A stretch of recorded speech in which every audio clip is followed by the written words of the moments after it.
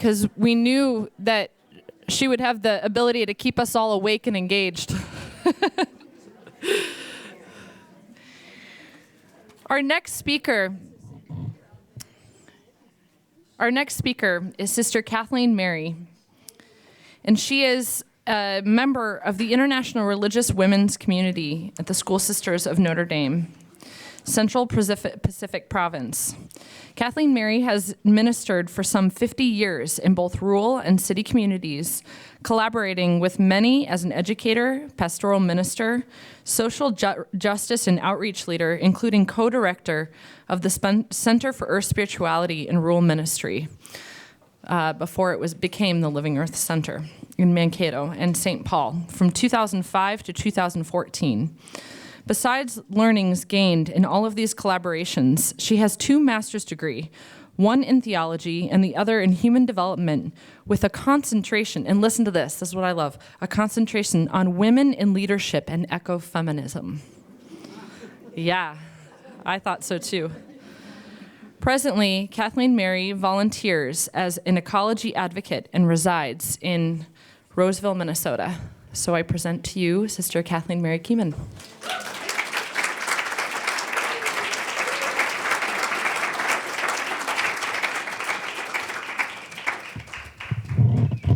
I'd like to use the microphone right from here. Can you hear me? Yes. Can you? Yes. Okay. Besides my being this vital speaker who can keep people awake, I have someone in the audience who, if you fall asleep, is going to poke you. And I'm not going to tell you who that person is. Thanks to the planners for this invitation to address environmental advocacy. I hope to respond, as Karen said, to the questions, but I'm not going to answer all of them because there's not enough time. But I'd like to address these. What pushes you into advocacy? How does what you do reflect women's sacred connection to the land? And then what qualities do women bring to that work? What challenges do you have in your work? And what are you doing to overcome those challenges? I'd like to begin with a comic strip from the Peanuts gang that might give some info into what has and does push me into advocacy. The 2 characters in this comic strip are Peppermint Patty and Marcy, and the 2 young girls are on their way home from their first day of school. First frame. Patty says to Marcy, "I learned something in school today. I signed up for guitar lessons, yoga, and a natural foods course." Second frame, I got reading, arithmetic, and social studies. Third frame, Marcy asks Patty, "Well, what did you learn?" And Patty responds, "I learned that what you sign up for and what you get are 2 different things." Perhaps you've had that experience several times in your life. Well, what I originally signed up for as a school sister of Notre Dame, besides living community life, was to be a primary teacher. In the midst of having this wonderful role for 9 years, I had the opportunity to work on a master's in theology. In the course of that study, first, I discovered a Christ who was not only nice to folks by curing them or telling parables, but a person who challenged oppressive institutions of his day and accepted challenge from women. Secondly, in this study, I was also introduced to our Catholic social teachings, which in summary called for 2 actions from its members. And they could be described this way. Maybe not everybody would agree with it, but one action was charity work, and that was to help people in immediate needs like shelter or food or clothing or support in grief or other tragedies that we experience as human beings. The other was justice work, which can be described as trying to change systems that oppress people or weaken their power to thrive and care for themselves and having their own food and clothing and a place to live. Both of these works are needed. But it was said in those days, and I think could be said again today, that the justice section of the Catholic social teachings was its best kept secret. Maybe you've heard that before. If you're not Catholic, you probably wouldn't have. Catholics haven't heard it either, so. It was the one. Yeah. It was the one less promoted by church leaders and their members. And probably one of the reasons for that is that doing charitable things, in doing them, you have an immediate response. And so you feel good, you know. In trying to change systems, you had to be in for the long venture. And even then, success was questionable. So the question was, who's going to do this justice work? Well, I'm a patsy. But I did moan. Hey, I signed up to be a primary teacher. How could I do this justice thing? Nonetheless, even though for many reasons I felt inadequate to do justice work, I felt pushed to help myself and others reveal this best-kept secret and to work to denounce unjust systems and announce new ones.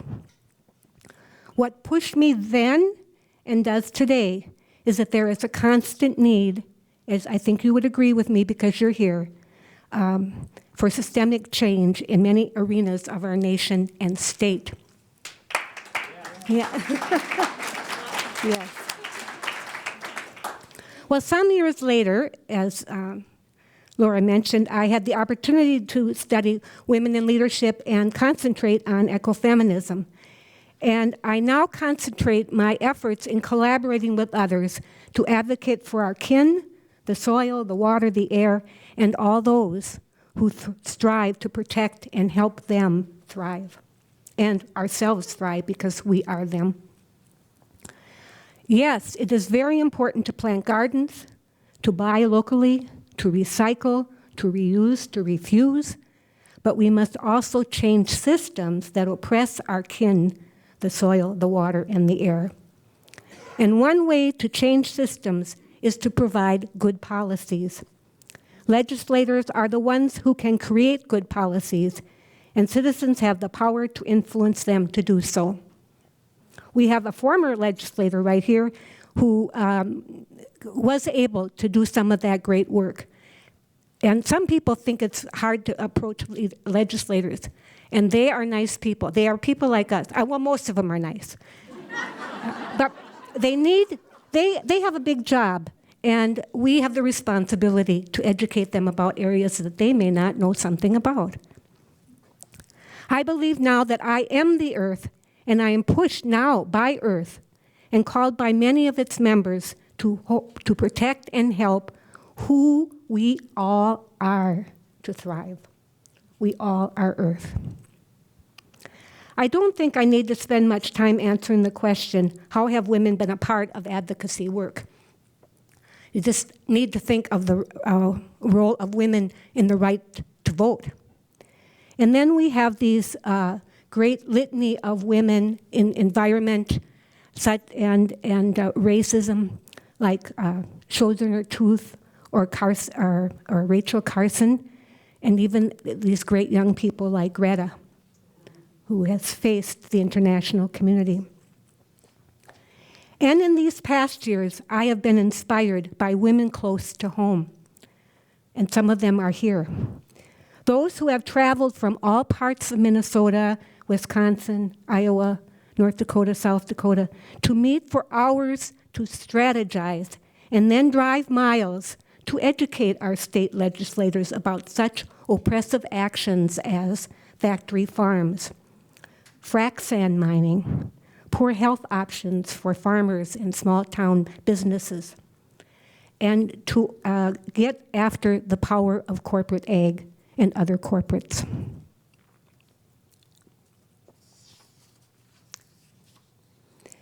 How does what you do and whom you work with reflect women's sacred connection to the land? Being an feminist, this is a really hard question for me to answer because I believe it's feminism that is the root of connection to the land. And that can be held by both men and women. Historically, though, as people who claim to be Americans, we have helped to honor a dominating narrative that is hierarchical and separates mind and spirit and what is sacred. Now, this is a hard sentence to read, but I love it. I made it up myself, but I love it. It puts all into a we and them divide, where the thems are less worthy than the we's. And often, the we's make the thems objects that the we's can use in any way they want. This dominant narrative chooses power over rather than power with. Now, I would like to say that women have a sacred connection to land, but I have met many women who follow this dominant narrative, as I'm sure you have, and many men who follow a different narrative. In saying that, though, there is much proof that women are naturally more nurturing, and some speakers have already addressed that. They have a desire for community, for family. They favor collaboration with others and have great empathy and patience. Particularly women doing earth justice bring these values to the conversation and to the actions. What challenges you to have you had in your work and now? First, I am challenged because I am not the smartest person who can articulate or remember information that could help me, I think, be an effective advocate. Even my speech can be daunting at times. Sometimes I think that this is more important than the value of the passion that I have. When I have those doubts, I overcome them by hopefully providing myself with enough reflection time to gain perspective in knowing that I cannot solve all the problems, but I can help prepare the way for them to be solved by the community of those who claim a holistic narrative. I find these persons and I seek for support and help. I cannot emphasize enough how being an active member of an organization has helped me to see the power I have when I join forces with others. What talents I lack can be found among the staff and their members. I've been a part of many organizations. I don't concentrate on a lot of them because that divides me. My particular organization of involvement now is being a member of the Land Stewardship Project, whose staff and members inspire me with their commitment to a new, inclusive, just narrative. And they just created a 5-year plan. And I'm telling you, they are an organization that is very concerned about the land and the farmers and local foods and the waters and the air. They have provided me with much information about good policies, and they help me, give me guides to how to be a good advocate. I'd be remiss without also mentioning a group that inspires me as my own community. We have a number of committees to advocate for policies that are destructive in our nation and in our state. And one of the groups you know about right here is the Earth Committee. The Earth Committee of the Mankato campus back in 2005 was the initial and has been an ongoing co-sponsor of this conference because we wanted to, and we continue to want to educate and call ourselves and others to advocate for the earth. Join a group that nudges you into advocacy. Don't shy away and don't feel inadequate. My second challenge is the hierarchical narrative that continues to dominate most areas of government, faith traditions, economics, and education. As you can observe, I use the expression, I'm not a spring chicken, but Megan let me know I'm a grandma. And maybe you are like me and wonder, will the values of this dominant society ever change? Did they ever change? When I think I have or others don't accomplish much, or I have flights into indifference or apathy, which I have at times, besides remembering all those who labored before me and wanted to be faithful to their call, and I want to be faithful to them, I have 3 favorite reflections that guide me, and perhaps you have heard at least one of them. The first is about Sojourner Truth, and it said that she was speaking out against slavery when an old white man heckled her. And he said, "Slave woman, I don't care to watch any anti-slavery talk as much than I care for an old flea bite." To which she responded, "That's all right. Lord willing, I'm going to keep you scratching." Like Sojourner, I need to keep some people scratching. Another is a Sufi tale. Once upon a time, a seeker ran through the streets crying, "Power, greed, and corruption."